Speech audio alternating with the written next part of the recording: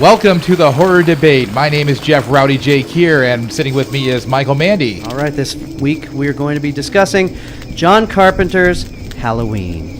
One of my absolute favorites of all time. I mean, this is the movie that basically started it all, or almost started it all. This is the one that turned you into the person you are today. That's right. I'm as close to Michael Myers as I'll ever want to be, man. I tell you, just the first thing that comes to my mind is I really think they made Pasadena look like Haddonfield, Illinois, really, really well. I'd agree. I never would have guessed that it wasn't in Illinois downtown somewhere, Pasadena. Man. Isn't that great? Yeah. This is the film that started it all. Just to get the useless trivia part out of the way, when they were filming the movie, if you look at the end credits on it, it doesn't say Michael Myers. It calls him The Shape. The Shape, absolutely. And so when they were filming the movie, I heard this Jamie Lee Curtis interview where she said they didn't know what to do, so they just ran into a Halloween shop and they found a big rubber William Shatner mask. That's right. From Star Trek. And so they chopped all the hair off, spray painted it white, and there you go, an icon is born. Absolutely. And Michael Myers is still my favorite to this day. I mean, above Jason, above Freddy, above everybody, man. This guy, the way he was presented in the first movie, just right off the bat, being the silent but deadly type.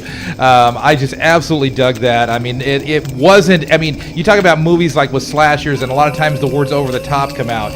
This movie is just the opposite of that. It's not over the top in any way, shape, or form, but it's so effective because of how plodding, how slow, how brutal, but yet how silent Michael Myers is as the main antagonist, man. Kind of like a great white shark. Absolutely, absolutely. And the William Shatner mask, like you said. It's so creepy. Yeah, and I didn't know that's what it was. I mean, honestly, I'll be honest with you. I'm sitting there looking at it going, I don't know what that is, but it certainly wouldn't look like William Shatner. But Michael Myers is it's just an American classic, man. I mean, this they did not have any idea when they were making this movie that it was going to go over like this, and you know that because, like you said, they didn't call it Michael Myers; they called it The Shape. And the thing is, this was an independent film. They had no budget; they had no money. This was up until the Blair Witch Project. This was the most successful profit to budget ratio of any film. The thing that I liked, because we're discussing just the first movie, not part 2, 3, 4, 5, 6, 7, 8, or 9. The thing that I liked about this was he didn't have superpowers. He knows he got them in part 4, 5, 6, or 7. You could just kill him, stab him, do whatever, and he kept standing. And that was getting totally ridiculous and what I hated about it. What made this movie so good was he the was fact just that, a guy. Yeah, this could happen in your street. I mean, this could happen on your block. You know, this is not something that has to be supernatural, although we did kind of go there later in the series, which I don't necessarily dig. But and the other thing I didn't like where they took it was, he's going after Jamie Lee Curtis because it's his sister. No, I didn't like any of that. I liked the fact that he just did it because she was standing next to her friend who shouted, "Hey, full speed kill." Absolutely. That's it. Just someone ticked him off, the wrong person, and that set him off. That's right. And, honestly, a lot of people who watch the first Halloween movie will tell you, especially people who aren't really into the horror genre, will say it's a slow movie. But you know what? That makes this movie work. That's what this movie's all about. It's the building of the tension. And it's not just kill after kill after kill. If you're looking for that, this is the wrong movie to watch. But if you want something that's going to build up and make you feel like, ooh, this could actually go down in my town, there's nothing more effective than the first Halloween. And Roger Ebert likes to call these kind of films the dead teenager film. But, this is the one that... This, Friday the 13th, they all came out about the same time, the late 70s. This was something fresh. I mean, you didn't really see that. Right. And the music.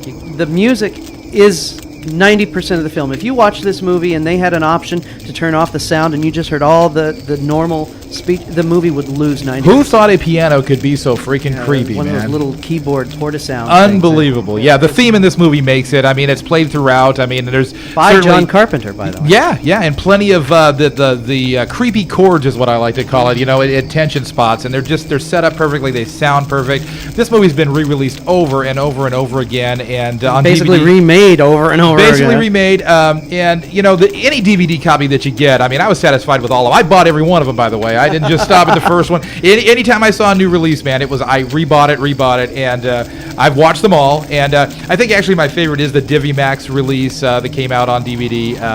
It looks fantastic. It sounds fantastic. The 5.1 is awesome. And you wouldn't think a movie like this would have a lot of, rear channel action going on, and it really doesn't. But when the music is kind of circling around you and you're sitting there getting really tense, I mean, I imagine just kind of watching the movie for the first time all over again. And when you have that 5.1, it makes it a whole new vibe, man. And also another great thing this movie has going for it is PJ Souls with her shirt off. When he comes in with the ghost and the glasses, and not to ruin that mood, but I got to say, we haven't even mentioned Donald Pleasance yet, and you talk about somebody who makes the movie complete.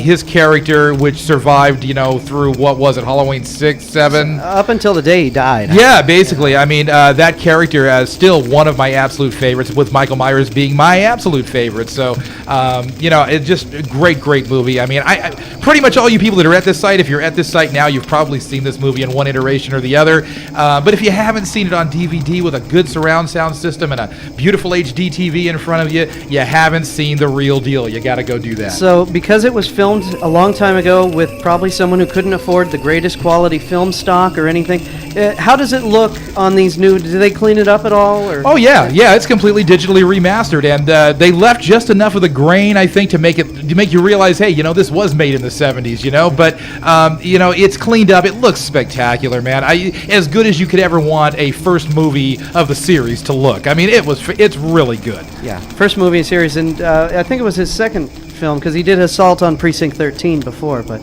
still, low-budget filmmaker, and just everything seemed to work in that film, and that's why all the rules were set by this film and Friday the 13th. When they talk about Scream and they tell you all the rules, they're talking about this film and Friday the 13th. Jason's cool, but Michael rules, man. That's just the way it is. I'm sure you'll agree, because, that's your name. So. And and also, I think it was one of the first films to leave it open for the sequel. When he gets shot at the balcony and Donald Pleasance looks over and the body is gone.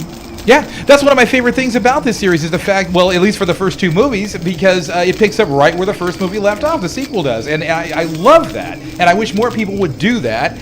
It makes the continuity just flow. You never feel like you switched movies. It's fantastic. Yeah, and they had the same actresses play the same character. Absolutely. That helped. Absolutely. But it was a great film. I loved it. Yeah. All right. I'm Michael Mandy. He's Rowdy Jeffs. Tune in next time for the Horror Debate.